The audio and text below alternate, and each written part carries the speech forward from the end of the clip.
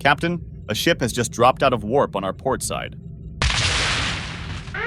What's happening? Report. I don't quite know, sir. They dropped out of warp and instantly fired upon us. Incoming message, sir. It's audio. Let's hear it. Give them back! You've stolen them! Lower your shields and prepare to be boarded. Give what back, Brother Matthias? Stolen what?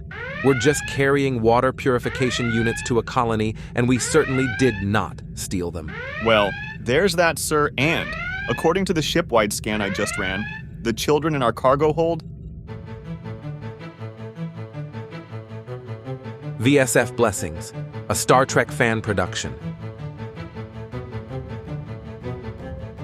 We may live in a broken world, a broken universe. There is good and evil, right and wrong, light and dark. But we can be the good. We can do what's right. We can be the light. And we can do it in the name of the Father and of the Son and of the Holy Spirit. Amen.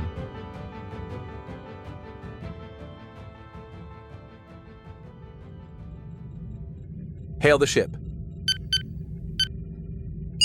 Hail accepted, sir. On screen. I am Captain Jeremiah Hollis of the VSF Blessings. Explain why you fired upon my ship. Because you have stolen our children. Give them back now. I assure you, sir, that I only just now learned of the presence of any children on my ship. I was apparently under the misimpression that I was only carrying water purification equipment. I bet that busy-bodied nun of yours is involved in this. Which busy-bodied nun are you referring to? Sister Marie Catherine. I know a Sister Marie Catherine. May I invite you over to discuss this further so we can hopefully clear this all up? I would like nothing more, Captain. I'm Director Doryav, by the way. I'll next meet you in the transporter room. Hollis out.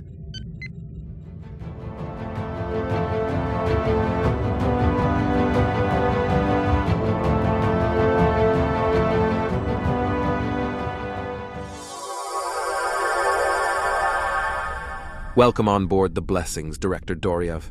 Thank you, Captain Hollis. Sorry you've been caught up in this nasty business. So, where are the children? I haven't seen them yet, personally. But let's meet up with Sister Marie Catherine first. Follow me. That boundless woman keeps popping up. She does. The briefing room is just around the corner here. On a ship this size, the space is rather efficiently packed. I'm just anxious to get this all over with. Director Doryav. Fancy meeting you here. Sister Marie Catherine, the pleasure is all yours, I assure you. Indeed. Now that we all know each other, can someone please tell me what is happening? Why are there stowaway children on my ship? She stole them! I saved them! One at a time. Ladies first. These children are orphans, Captain. Their living conditions are unacceptable. They have no one with their best interest in mind. I am taking them to an orphanage so they can be well cared for. They had all they needed. All they needed to barely survive. We've already been through this many times from multiple angles, sister.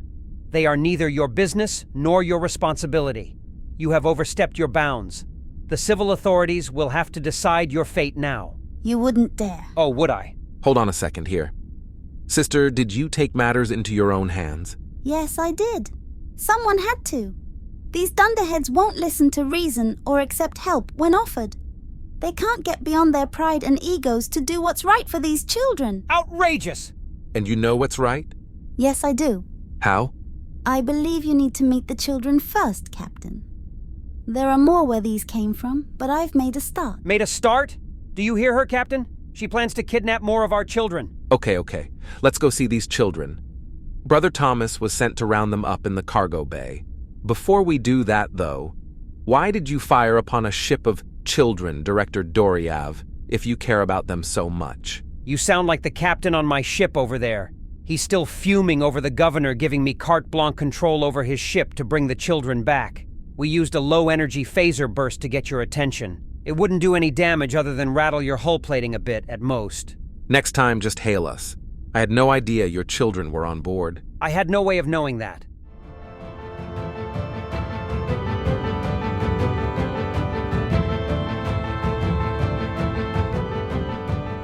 We've gathered them all up here, Captain. They were housed in specially made compartments within the water purification equipment containers. Cramped but comfortable. They're very quiet for children, sir. Yes, they are. They appear to be between, 8 to 12 years old, perhaps? That's a good guess. 8 to 12 years old. Such innocence. Right, Director Doryav? Yes, well, sort of. What am I missing here? These are children, but there's something else as well, isn't there? Yes, they're children. Children that happen to be around 150 years old, per Federation standard. What? Wait, does this race have a longer adolescence period than that of humans and most Federation races? Not at all, Captain. Actually, their typical adolescence period and lifespan are very similar to ours. Then please explain how they are 150 years old and still appear to be children. Shall I tell the tale, or do you want the honor, Director Doryav? They're my responsibility, ultimately, so I will do it. I'm sure you'll interject as you feel fit, no matter the appropriateness nor timing. So you do know me, Director. Captain, in all the physiological ways, these are children by every measure. You measure their brain development, growth plates, telomeres, and so forth, you would conclude these individuals are indeed 8 to 12 years old. While today, our planet is seeking membership in the United Federation of Planets, our history has not always been so enlightened. Like any society, we've had our dark spots. When it hurts children, I'd call that a black hole. Let him continue, please. Thank you. Since you're a priest, I'm assuming the answer is going to be no. But have you ever had children, Captain? No, that is not my calling. How about a pet, then? Have you ever had a pet, Captain, that you raised from a youngling? A baby? Why, yes. I've had a few cats in my lifetime that I first got as kittens. When young, these kittens, did they not seem more precious than their full-grown versions? Did you ever wish the youngling phase could last longer than it did? I guess so. As kittens, they're furry, awkward, and funny. Cuddly, even.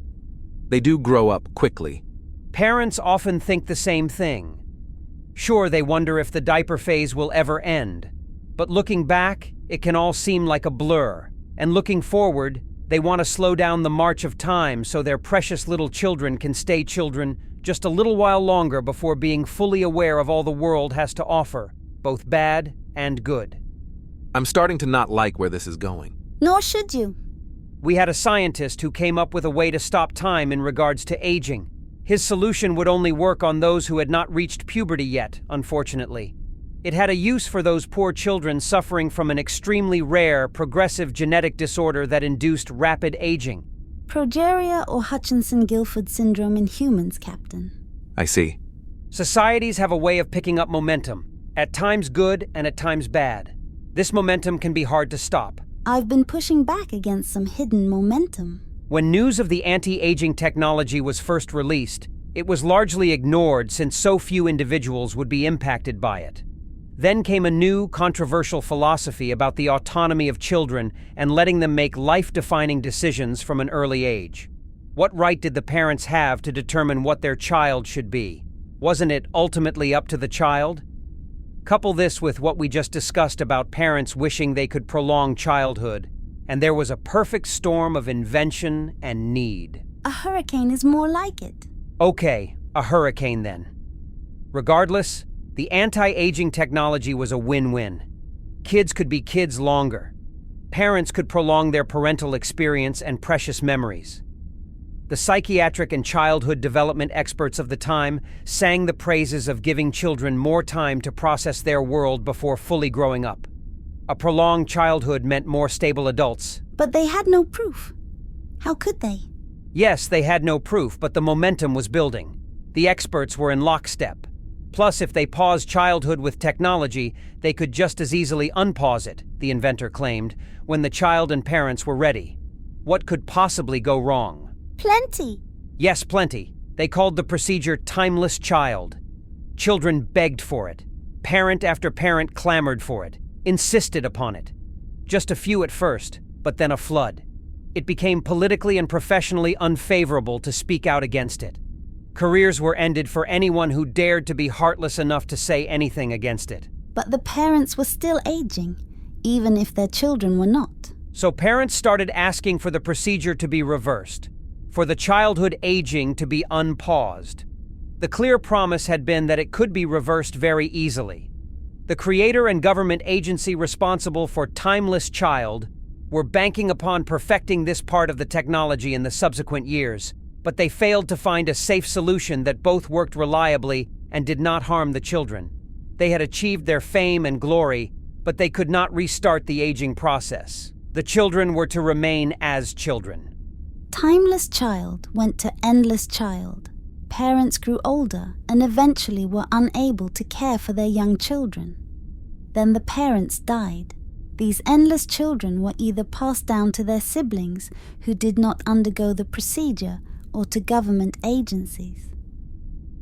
Eventually, nearly all of them have ended up in government orphanages, since taking on the responsibility of caring for a child for your entire life has been too much to ask of most of their families for a decision made generations ago. The entire dilemma was an embarrassment of planetary proportions. The populace went from outrage to a numbness, to brazenly not even acknowledging it ever happened. It was swept under the rug as best as it could be. Other parents didn't want their kids interacting with these endless children. People hid them away, whether at home or in the government orphanages. The lives of these poor, innocent children went from a childhood paradise to a pariah of societal sin. People did not want to be reminded of their mass delusion of selfish ignorance. You have a way with words, sister. This leaves us to where we are today. We have thousands upon thousands of these endless children tucked away in orphanages and a few homes. Politically, they are just barely acknowledged. Absolutely no one wants to talk about them except for us few with the task of caring for them. Our resources are meager at best. These children have each watched their parents and siblings pass away. They have seen caregiver after caregiver move on in one way or another. They are each developmentally delayed according to their original age, and most cannot fully process what is happening to them. They are depressed. They are joyless. They may look like children on the outside, but they are no longer truly children on the inside. It is the greatest story of child abuse that I have ever heard, Captain. Hold on a minute, sister. I think you're going a little too far with that accusation. So let me get this straight. Your society physically altered these children in an irreversible way, robbing them their full natural lives.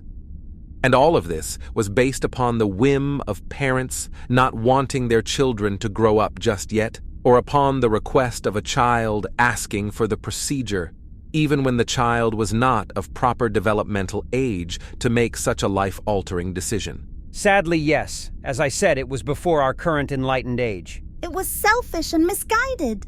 So if these children are such a burden, Director Doryav, why resist the offer of help? Because they are afraid of harming their chances of Federation membership. Is that true? Partially. We are not proud of this past, Captain. We cannot change it. But why bring it up if we don't have to? So your leadership believes it is better to just hide it away and only bring it out later if they have to. Why rock the boat, right? They would have said it more eloquently, but something like that.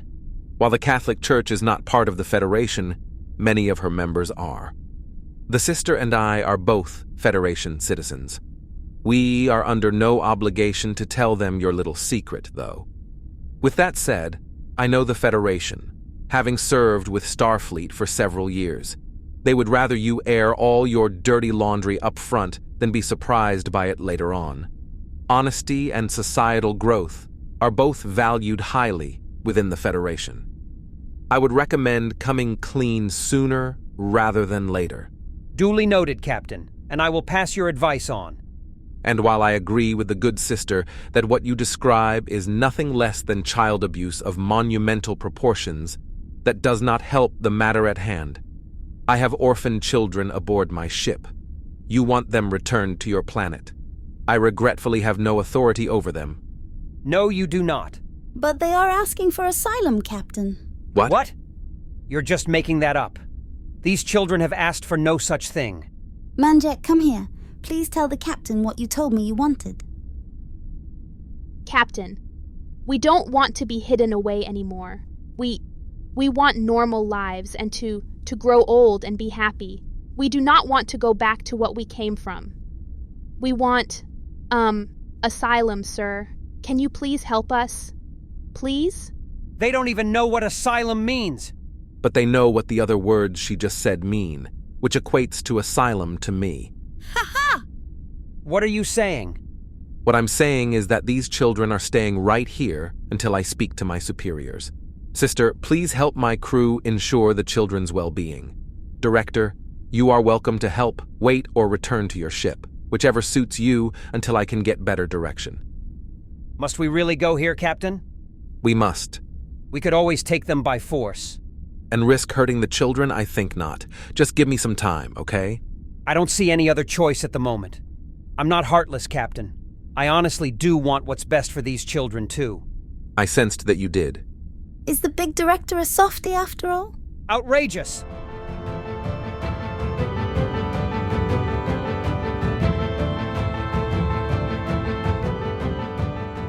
I'll follow up on my end and get back with you soon. Okay. Thanks for your assistance in this matter. We truly appreciate it. Haul us out. Yes? Captain. Captain. Oh, good. Impeccable timing, Sister and Director. I've been in contact with the VSF Command and been instructed to honor the children's request for asylum, but to return to their world. A Catholic Services ship will be meeting us there to help work out the details of this situation we have ourselves in. They are in contact with the government now. The delivery of the water purification equipment will have to wait. They were arriving ahead of schedule anyway. This just keeps getting more and more complicated and involved. What's done is done, Director. This has caused quite the stir at the Vatican, I can tell you. Both Sister Marie Catherine's actions and the children in need. I also cannot keep the Federation from finding out within short order. The request for asylum ended that possibility.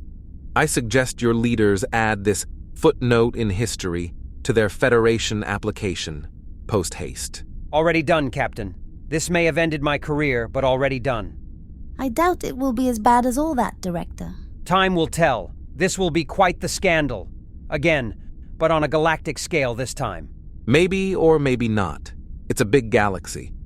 Politics truly are often local. Regardless, you are taking the right steps to rectify the situation. I hope so. Do the children have all they need for the ride back? This time in style outside of those cargo containers, I hope. Oh yes, Captain. Your crew has set up nice bedding areas for the children with appropriate privacies and everything. They're actually starting to play together again. One of the monks, Brother Patrick, I think, has them playing some sort of ball game right now. I'm glad to hear that. We're about to start the journey back, Director. Do you wish to stay here or return to your ship? If you don't mind and have room for me, Captain, I would like to stay here. Let me tell the other captain what we're doing, and they'll be ready to follow shortly, I'm sure. Fantastic. And Sister, the Mother Superior will be contacting you shortly. Oh dear, she's never known quite what to do with me. This should be interesting.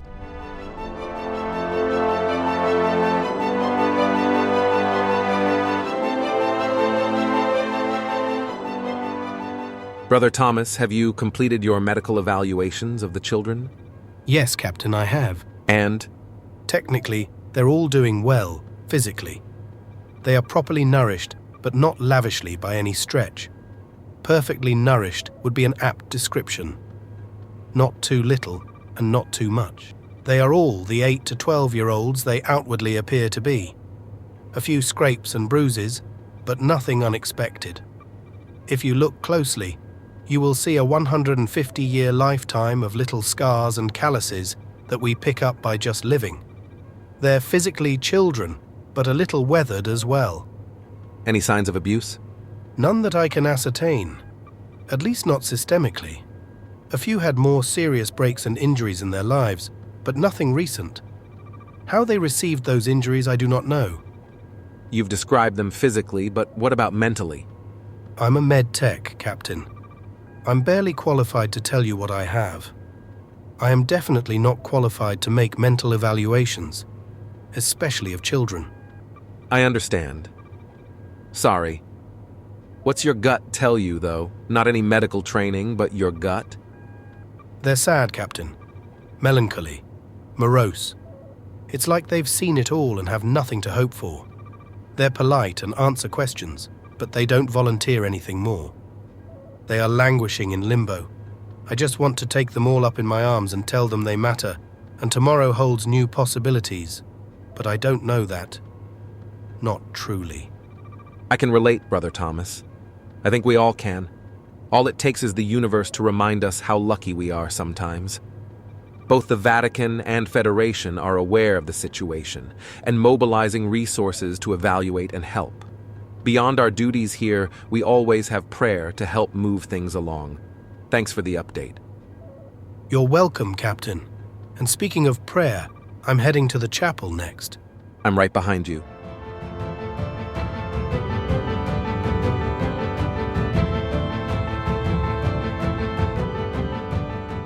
Hello, Manjek.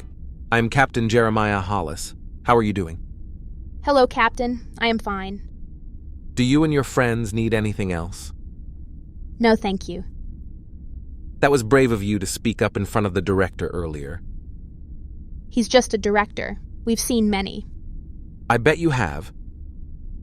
What did you hope would happen when you came aboard the VSF Blessings? I don't know. Something different, I guess. Something different in what way? To be normal one day, I guess. To be seen but not as something weird. To grow up and live happily ever after. Well, I can tell you you are seen by both the Federation of Planets and the Universal Catholic Church. You may be 150 years old, but both of them are older. The Church much older. They see you and want to help you find your normal. We'll see, Captain. You're right. We'll see. But I am hopeful for you. Thank you, Captain.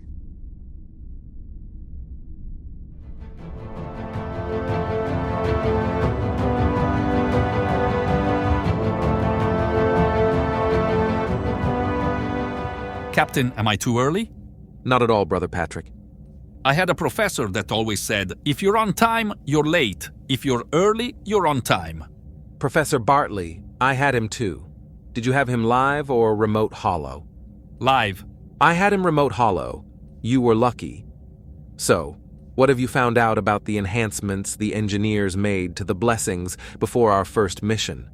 Well, first off, I've reconfirmed my well-formed opinion that too many engineers aren't skilled in writing, Captain. These manuals and schematics are very detailed and accurate, but they rarely clearly outline what each enhancement was for and how to best use them. I mean, I can infer a lot, and I will have to, but it certainly would be nice to have more of it spelled out right in front of me. I see. For example, the blitz we used on our first mission to blind the Orion ship's sensors so we could escape. It blinded our sensors too. On the fly, you came up with the idea of pre-programming the ship's course to fly sensor-free based upon timings until they came back online. Brilliant idea. The footnotes in the specs suggest just turning off all our sensors momentarily while the blitz is occurring and then turning them back on again so they aren't blinded. Our sensors would be back online faster and allow us an advantage over our pursuer if needed. That never even crossed my mind in the heat of the moment. Hopefully, we won't need it again, but let's be sure to do it that way next time. Have you communicated with the engineers directly? Yes, some. They're busy on another project and haven't had much time for me. They're quite eccentric too. I'm really hoping to corner them at the shipyards when we get back to Earth. Regardless, I'm writing our own technical manual on this ship and her enhancements. Good. What else? These shields, Captain, they are quite a hard nut to crack. Literally. Did you notice how little they have been impacted each time we've been attacked? Yes, but I just thought the pursuers were being easy with us because of whom we had on board each time. The Orions and Ferengi didn't want to harm Brother Kellen, and Director Duryav didn't want to harm the children. To an extent, yes, that is true, but the Orions and Ferengi increased the strength of their attacks when they saw the first ones were relatively ineffective. Our shields barely dropped in strength. I mean, we weren't in the heat of an all-out battle, sure, but normal shields would have lost a lot more strength. So what's so special about them? This is where it gets interesting. These shields operate at a dual frequency, which was thought to be impossible for years. My thesis at university was on this, dual frequency shielding. My professor had a theory and some data, and we worked together on the math and design. I never saw it in full operation before I graduated, but there is this one constant at the core of the underlying equations. It is 5.147189. I remember it because I spent many the sleepless night developing it. These are my shields, Captain, mine and the professor's. That constant is within the design of our shields on the Blessings. I know these shields. There's still a lot to learn about them in full operation, but they are tough and resilient. If push comes to shove, our biggest challenge may be to keep our small ship from being batted around like a ping-pong ball if faced with a much larger foe, but they'll have a fight on their hands to take these shields down. That sounds handy.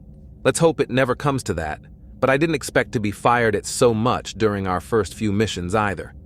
I'm about to put notches in my ready room doorframe to keep track. Also, the impulse systems are refined. The Blessings is far more maneuverable and faster at sublight speeds than the typical Airy-class starship. Good. What about the weapons? That's actually something the engineers didn't touch. They are standard issue. I guess with the hardened shields and increased speed and handling, they figured we'd have an increased chance of surviving. There's more in regards to warp field configurations, masking our warp signature and so forth, but I'm still digging into them and will put them in the report too. Very nice, Brother Patrick. Sounds like you're definitely the monk/engineer for the job. Something like that. Thanks, Captain.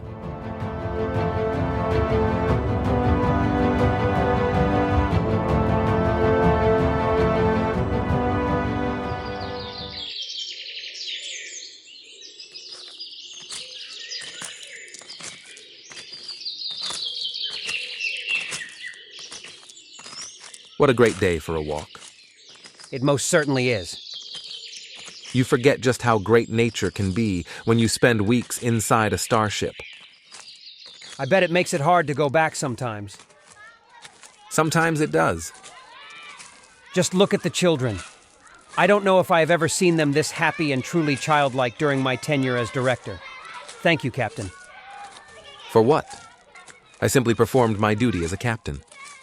And by granting asylum to a group of stowaway children, you set into motion their future.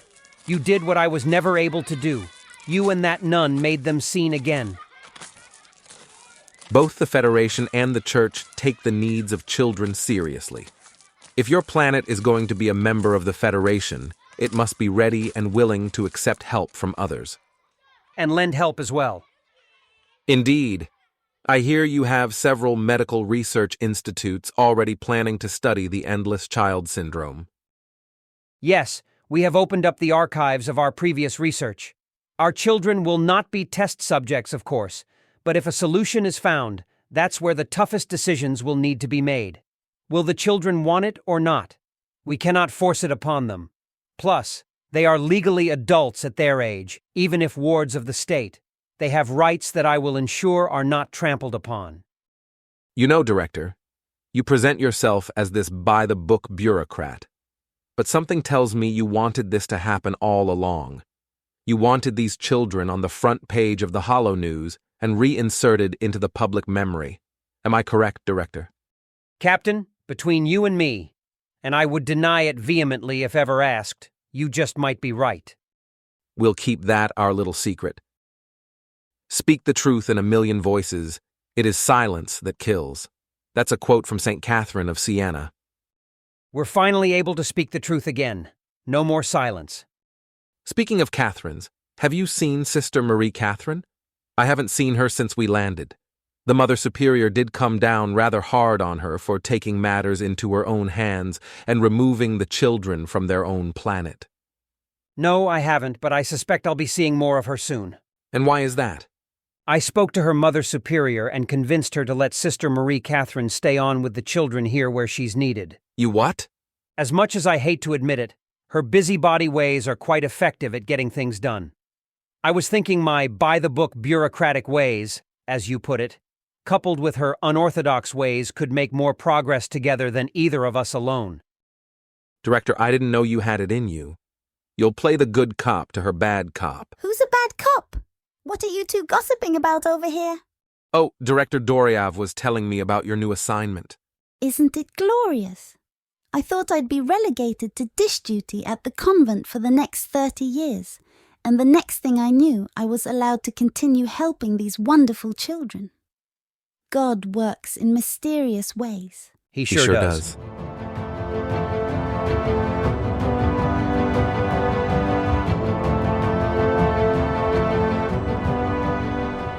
Computer, play new message from my father. Hello, son. I hope this finds you well. Like I mentioned when we last spoke, I'm on a little mission. It should all work out fine. I just wanted to let you know that I will be out of communication for a while. Can't wait to take you up on the offer for dinner really soon. Between your missions and this one of mine, we should have plenty to talk about, as if either of us are ever at a loss of words together. As always, I'm proud of you, son, and love you. Bye for now. I love you too, Dad. Off saving the galaxy one person at a time, I'm sure. May God bless and protect you and them. Amen.